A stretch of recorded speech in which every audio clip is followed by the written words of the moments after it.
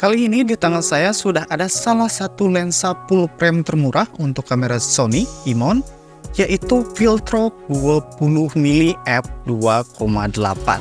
Harga di awal peluncurannya pada akhir tahun 2023 yaitu 2,5 jutaan saja. Nah, karena lensa ini sudah banyak yang review, maka saya akan coba review lensa ini tapi menggunakan kamera APS-C Sony. Karena kamera APS-C Sony dan full frame itu mountingnya sama ya, sehingga lensa Viltrox ini akan bisa juga digunakan di APS-C seperti Sony A5000 series atau A6000 series, bahkan Sony Nex. Dan ini pembahasannya. Lensa 20mm di kamera full frame itu masuknya lensa wide ya, atau lensa lebar. Jadi akan sangat cocok untuk vlogging. Lalu kalau di APS-C ini apakah masih cocok untuk vlogging? Yuk kita coba.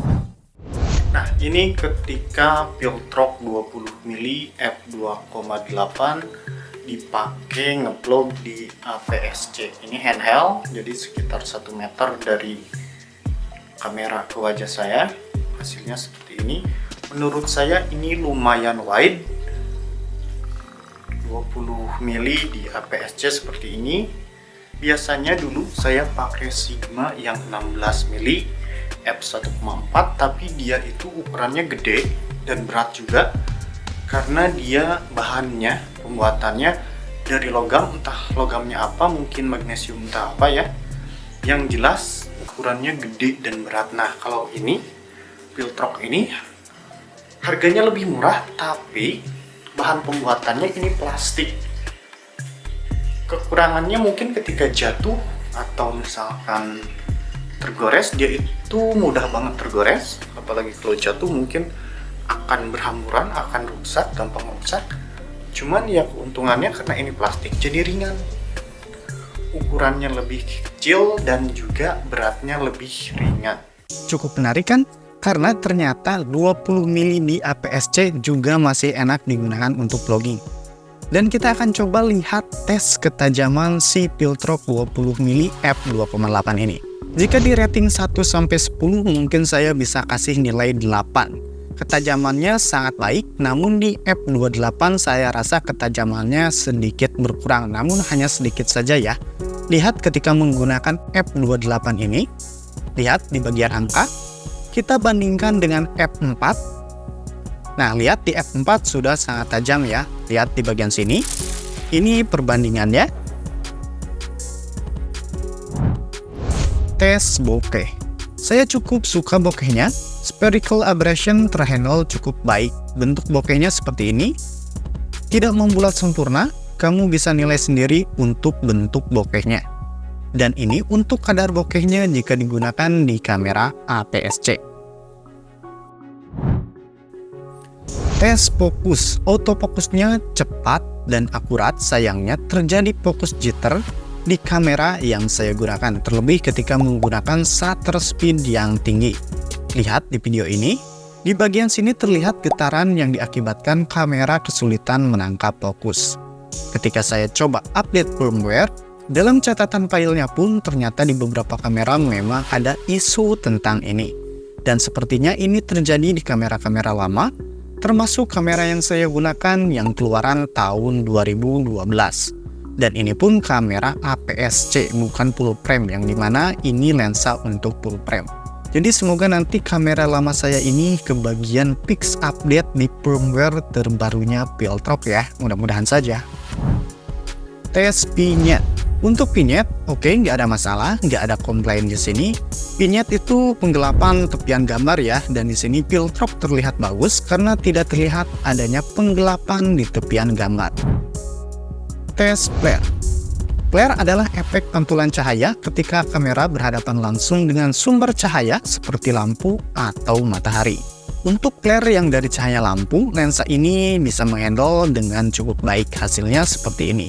Namun ketika berhadapan langsung dengan sinar matahari, flare-nya terlihat mengganggu dan tak beraturan seperti ini. Tes abrasi kromatik. Abrasi kromatik adalah warna yang tidak sesuai yang biasanya muncul di tepian objek. Biasanya menghasilkan warna merah, ungu, atau hijau. Abrasi kromatik biasanya akan muncul pada objek dengan latar belakang yang kontras. Di lensa ini, abrasi kromatik terkontrol dengan cukup baik. Beda dengan review saya sebelumnya tentang lensa Piltrok 23mm f1.4 yang abrasi kromatiknya kacau banget. Di sini justru terkontrol dengan baik, namun ada bulu tepi atau edge feather yang cukup tebal, terutama di bukaan lebar. Bisa dilihat pada gambar ini atau yang ini. Pada lensa-lensa wide biasanya memang terjadi distorsi atau gambar terlihat jadi melengkung, baik itu menjadi cembung ataupun jadi cekung. Di sini terlihat ada lengkungan sedikit, namun ini bisa dibilang wajar. Dan biasanya kalau kita motret dalam format gambar JPEG, ini akan dikoreksi secara otomatis oleh kamera. Karena biasanya di kamera-kamera sudah ada fitur perbaikan distorsi secara otomatis. Kecuali jika kita ngambil gambarnya menggunakan format RAW, biasanya nggak ada koreksi tuh. Dan berikut ini beberapa hasil pengetesan foto menggunakan Piltrok 20mm f2.8 ini.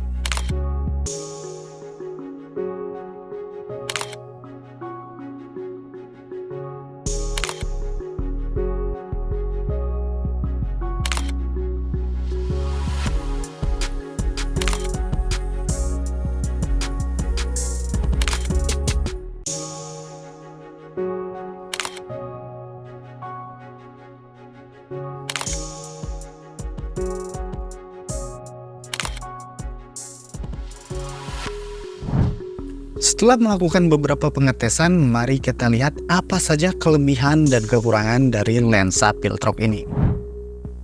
Kelebihan pertama, harga murah. Harganya sangat murah, apalagi ini dikhususkan untuk kamera full frame. Untuk ukuran lensa full frame ini sangatlah murah, bahkan bisa dibilang paling murah. Kelebihan kedua, ukurannya compact dan juga ringan. Karena memiliki berat yang ringan dan juga ukuran yang kecil, lensa ini memungkinkan kita untuk digunakan sebagai lensa vlogging.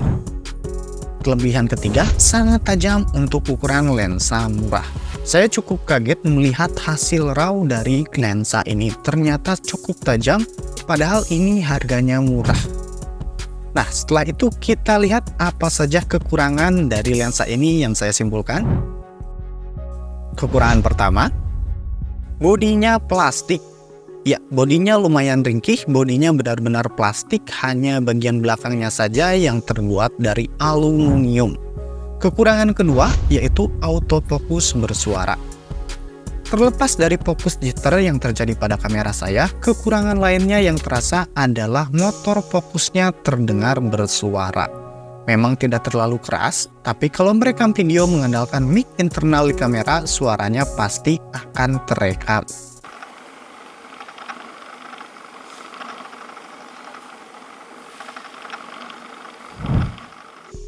Kekurangan ketiga, tidak ada ring aperture. Aperture hanya bisa diatur lewat kamera. Karena di bodi lensanya memang tidak terdapat ring aperture di sini. Kekurangan keempat, tidak ada switch mode fokus.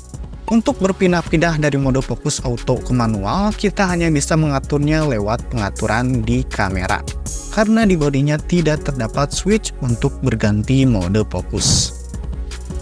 Kesimpulannya, menurut saya ini sangat worth it untuk dibeli, terlebih untuk kamu pengguna kamera full frame. Lensa wide enak untuk memotret pemandangan atau digunakan untuk vlogging. Digunakan di APS-C pun masih sangat enak untuk vlogging, walau memang tampilan gambarnya tidak akan selebar ketika digunakan di kamera full frame.